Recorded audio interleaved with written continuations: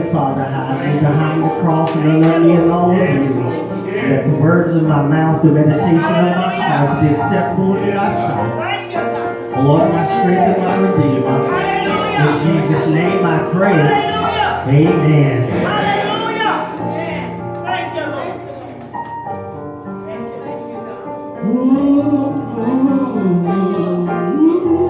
Thank you, God.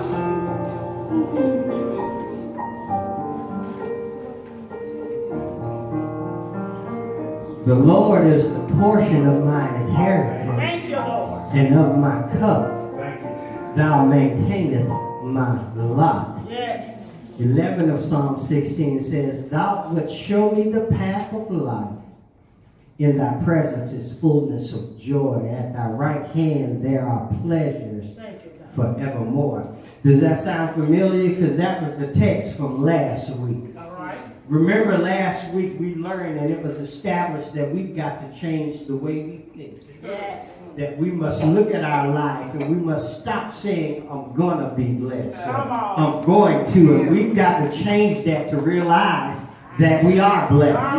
And today the Lord wants to take it to a total another level. That if you want the blessings of God, if you want the blessings of the Lord, the favor of God, to dwell in our lives from henceforth and forevermore, that we must trust in Him. That's what we learned last week, that trust means that I place my total life in your hand and I don't worry about a thing. And then not only that, but I know that He's going to preserve me, to maintain me, to make me, how do you say, not vulnerable to altercating circumstances. And so what we have learned is that not only that, but through that God will show us what to do. That we need to pray to Him and ask Him, Lord, help me to hear your voice and not to obey another.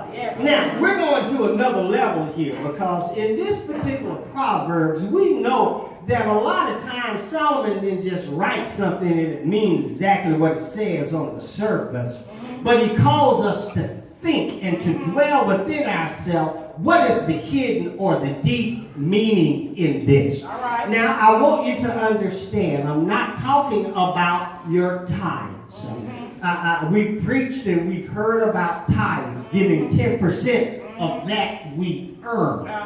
This particular Proverbs is not dealing with what you earn or what you take in. But this particular Proverbs allows us to dwell and to see where we are. That we are blessed. That I've got to realize that regardless of what I have in my hand or in my possession, that I am blessed. And because of being blessed, I can go to the store and buy me a soda. I can go out and buy an outfit. I go on vacation. I can do the various things that I do. And so the challenge that I place before you today is the Lord is saying, I'm going to give you the opportunity to show me how blessed you are, how much you trust in me. Do you really want blessings? I ain't talking about 10% of what you take in. I'm saying give the Lord 10% of what you spend out, because I realize that the reason I'm able to do this is because I'm blessed. See, God don't ask you to deny nothing for yourself. Lord says, I've given it to you. You go ahead on and do it. Now, in Philippians, what does it say in Philippians? It says in Philippians 4:13, I can do all things through Christ who strengthens me. And then it goes on to say in 19, but my God shall supply all your needs according to His riches and glory by Christ Jesus. Now, I want you to think about something. They gave me examples in my text about people that God blessed. Now, I want you to understand, it says Abraham was blessed. If you look in Genesis, it says that when Abraham was old and stricken with age, that God had blessed him. Therefore, He sent His servant out to find a wife for Isaac. If you look at Isaac's life, it says that because of Abraham and Isaac receiving the inheritance of Abraham, he was blessed. Then it goes on to talk about Jacob, how Jacob was blessed by the Lord. And not only was Jacob blessed, but his father-in-law was blessed also.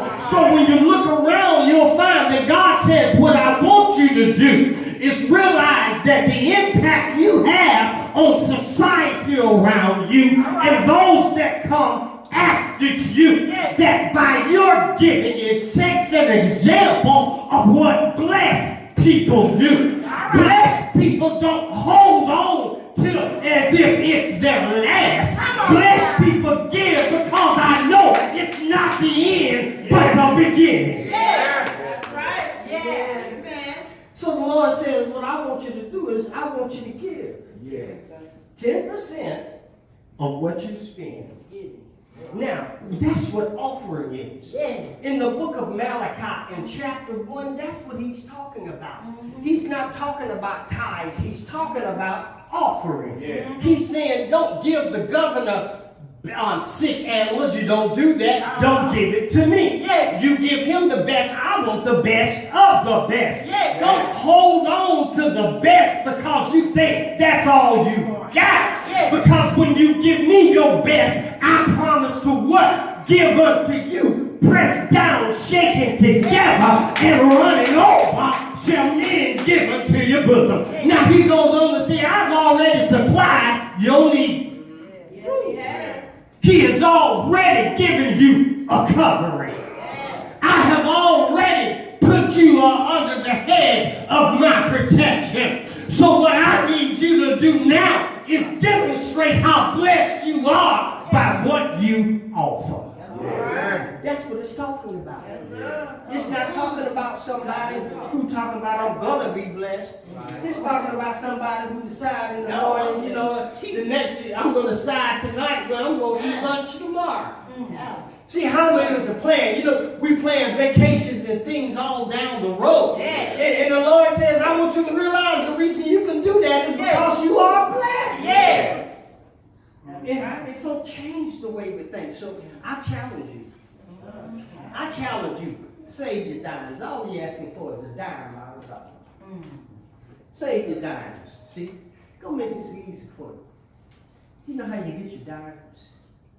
And you have change in your dimes. Save them dimes. Make a conscious effort that when I'm getting ready to spend something, I'm going to say, I'm going to give the Lord 10% also. Because if I can afford to buy this, I understand now.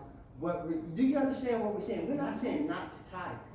That's right. I'm just talking about above and beyond. Because if you can afford to buy a hamburger, you can get the Lord 10 cents out of that dollar, can't you? I mean, if you can afford to buy it, I mean, we tip people better than that. That's what I'm talking about. I'm talking about above and beyond. And you watch what happens, because I promise you, the Lord says, you give, I'm going to give. Try me. Abraham tried him. See, that's what y'all got to understand. Isaac tried it. Jacob tried it. And when they tried and they found out how the old people used to say, he's all right. That's what the old people used to say, he's all right. I tried him and he's all right. And the Lord said, I want you to try me. It's all right. I mean, you think about the things that we just spend money on. We just spend it on. So the Lord says, give me 10% of what you spend. And watch what happens. He said, try me. And the Lord says, try me. So, who maketh rich? The blessings of the Lord. That's right. If you want to be rich, don't hold back on the blessings that He's already given you. If you give your word, keep it. It's better to not make a vow than to make a vow and not keep it. So if you don't intend to, don't say you will. That's right. But the Lord says, you want to be rich. I understand you get up and go to work every day. But it's going to take my hand. Come on. To make sure that whatever you touch prospers. And He says all of this is because of His Son's death, His burial, and His resurrection. That what He has done is, remember that Psalms we read? It talks about an inheritance. Jesus has made it so that we could have our inheritance. Yes. It's a free gift. It's a gift. So, gentlemen, as we come forward, and as we think about this, I want you to think about what he did for us to be able to have an inheritance. I want you to think about all that he endured for us to have an inheritance. I want you to think about the shame that he went through for us to have an inheritance. And all he asks for you to do is to keep your word. And I want you to think about those who the Lord blessed. They weren't perfect. Not one of them. Abraham, Isaac, Jacob, the disciples, no one. The prophets, no one was perfect but Jesus Christ. So as we commune today, as we remember what makes everything possible. Amen.